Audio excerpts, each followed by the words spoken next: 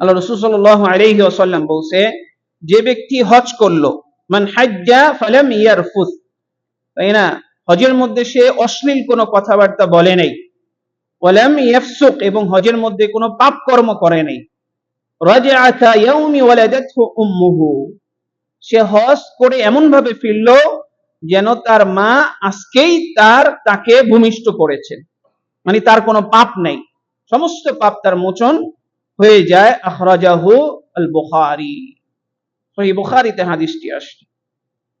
আল্লাহ রাসূল সাল্লাল্লাহু আলাইহি ওয়াসাল্লাম বলেন, সহিহ বুখারীতে হাদিসে আসছে, ওয়াল হজ্জুল মাবরুরু লাইসা লাহু জাযাউন ইল্লাল জান্নাহ, মানে যেই হজটা আল্লাহর দরবারে কবুল হইল, ওয়াল হজ্জুল মাবরুর,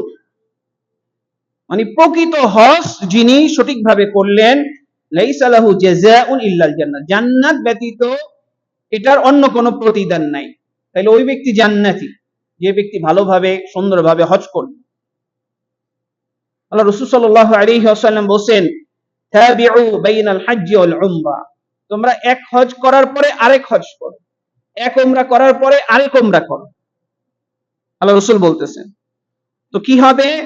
ফাইন্নাহুমা ইয়ানফিয়ানি আল ফাকরা ওয়াদ দুনুব, এক হজ করার পরে যদি আরেক হজ করে, এক উমরা করার পরে সাথে সাথে যদি এরপরে আরেকটা উমরা করে, 1 মাস পরে, 2 মাস পরে, অথবা 1 বছর পরে, তাহলে এই যে সময়টা, তাই না, তো কি হবে? বলছে এটার প্রতিদানটা কি? একটা হজের পরে আরেকটা হজ করা, একটা উমরা করে আরেকটা উমরা করা, এটার প্রতিদান হচ্ছে, আল্লাহ রাসূল সাল্লাল্লাহু আলাইহি ওয়াসাল্লাম বলছে, ইয়ানফিয়ান আল ফাকর, দারিদ্রতা দূর হয়ে যায়, মানে সে, তার মধ্যে দারিদ্রতা থাকবে না, তাই না, সে দারিদ্রতা তার মধ্যে দূর হয়ে যায়, তাই না। তো ওয়াল যুনুব, এবং তার পাপ সমূহ, সগীরা গুনাহ সমূহ তার ক্ষমা করে দেওয়া, তাই না। তো বলতেছেন যে কিভাবে, কামা ইয়ানফিল কিরু খাবাসাল হাদিদ ওয়াল যাহাব ওয়াল ফিদ্দা, যেমনি ভাবে হাপরের মাধ্যমে লোহার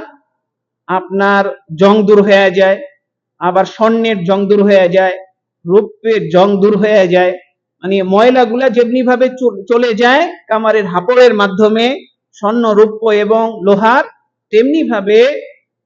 একটা হজের পরে যদি আরেকটা হজ করে, একটা উমরার পরে আরেকটা উমরা করে, তাহলে তার গুনাহসমূহ মোচন হয়ে যাবে এবং তার দারিদ্রতা দূর হয়ে যাবে।